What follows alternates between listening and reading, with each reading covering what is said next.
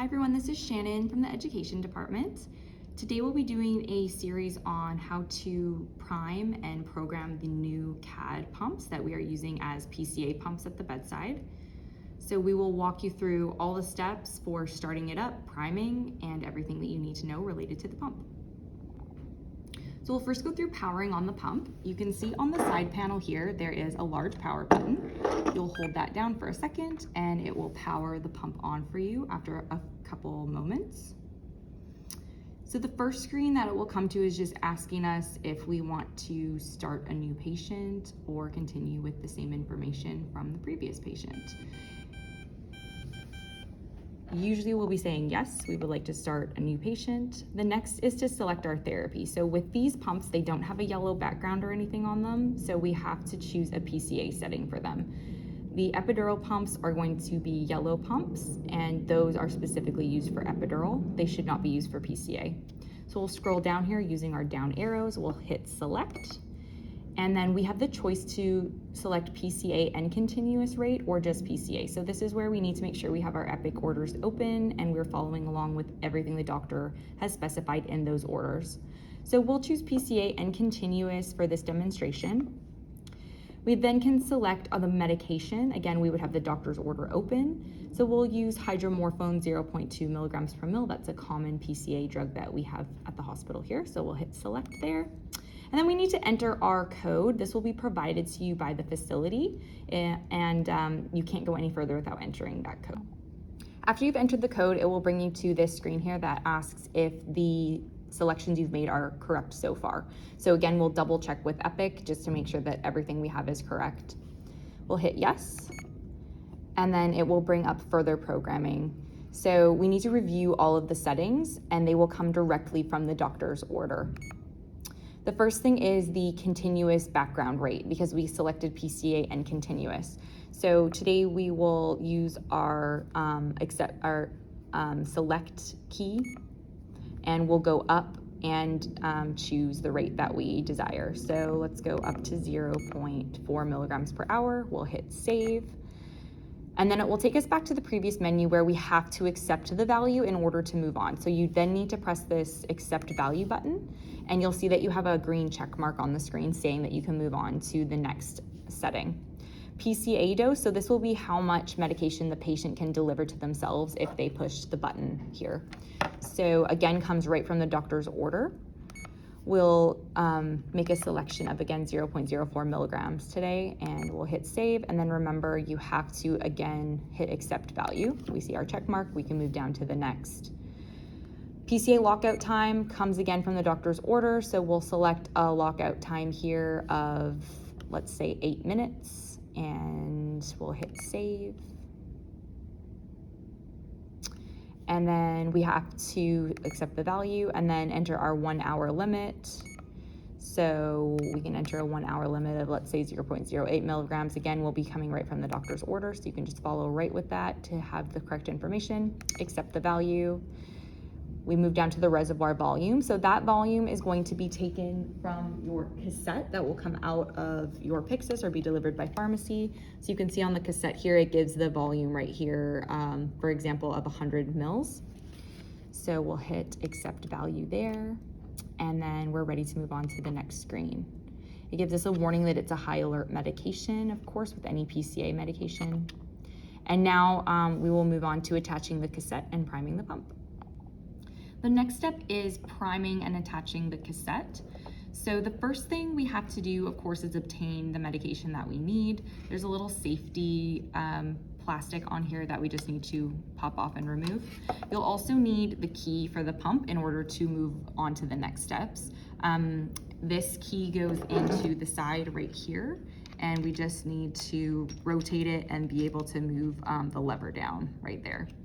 To attach the cassette to the bottom of the pump, what we're going to do is line up these little attachments here. They'll hook into the bottom right here, and then it just clicks in like this, and then we need to go back and close the door, and you can lock it at that point if you would like. Just make sure you lock it again at the end. So now the screen opens up and it asks us if we would like to prime the tubing. We will say yes, we want to prime. And then it says that we need to disconnect the tubing from the patient. So if you were repriming a new cassette, you would of course need to disconnect from the patient first. Since this is our initial prime, we're not even connected to the patient yet, so we can just hit the prime key here. Now it's going to continue to prime. We're going to watch our tubing until we see that we have no air in the line and all we have is fluid coming through. Once we're satisfied with that, we can hit stop priming. And then it tells us exactly how much we've primed and wasted out of the cassette. We just have to make sure with any PCA infusions that we're getting a cosign on it, and we have another nurse double checking all of the program settings against the Epic orders before we administer any high-risk medications such as those running through our pump here.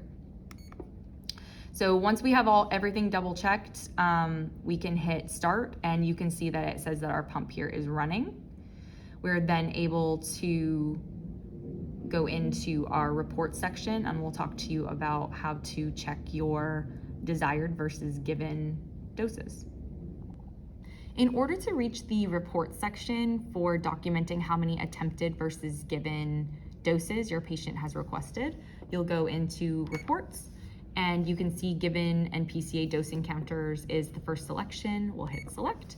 And then from there, it takes us right into the screen that tells us the given amount of 0.04 milligrams, the given volume of 0.2 milligrams. And if we scroll down, then we can see that the doses given was 1 and the doses attempted was 2. If we want to clear these values, then all we do is hit clear dose here.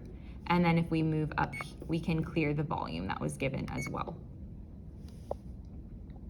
So in order to change a dose or lockout window or anything that the physician may change as far as the orders go, what you'll do is go to the home screen here and you just hit select on whichever variable you would like to change. So let's say in this case, we want to change the lockout period for the pump.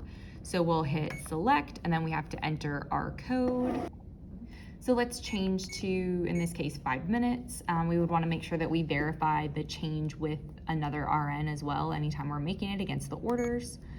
We'll save that. And then we can see here that on the screen, our PCA lockout time has been changed to 5 minutes. And I didn't need to stop the pump in order to do that. If you are required to give a bolus, unfortunately, we're not able to bolus directly off of the PCA pump. It's not a part of our policy here, and thus, if you do need to bolus, you will have to get a separate order, and you'll have to pull the medication out of the Pyxis and administer it via the IV line, not through the PCA pump.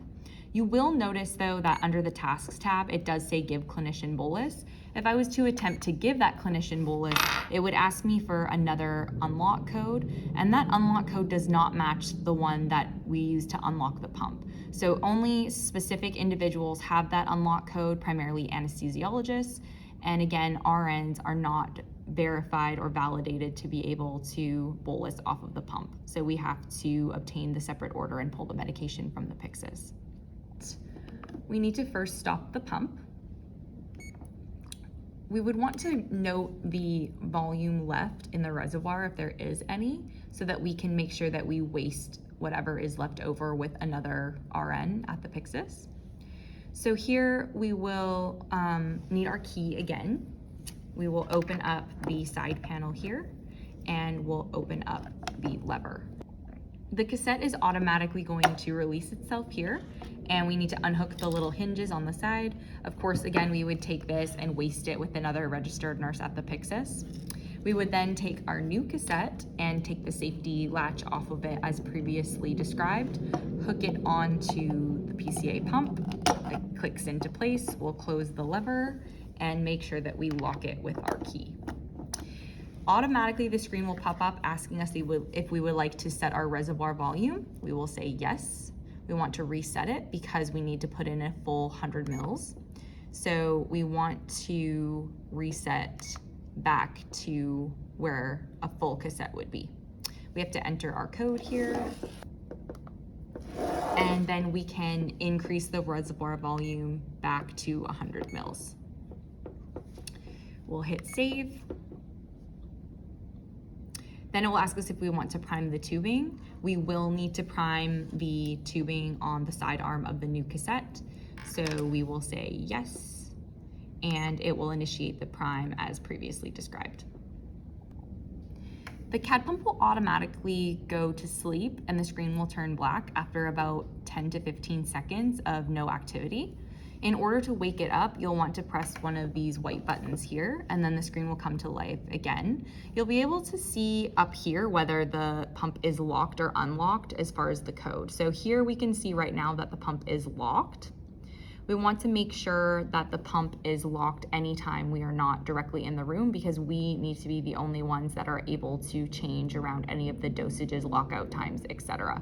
So just make sure you wait at the patient's bedside until the screen goes black and verify that the screen is in fact locked. The batteries are housed in the top part of the pump here. It takes 4 AA batteries. You just turn this dial right here and the top will pop off. You would then remove the batteries and replace them. And then you close it here and turn the dial again. Of note, the documentation is not changing. We will refer to the documentation that we utilized with the previous pumps that were in circulation, and policy and procedure will cover any of that additional information that is required.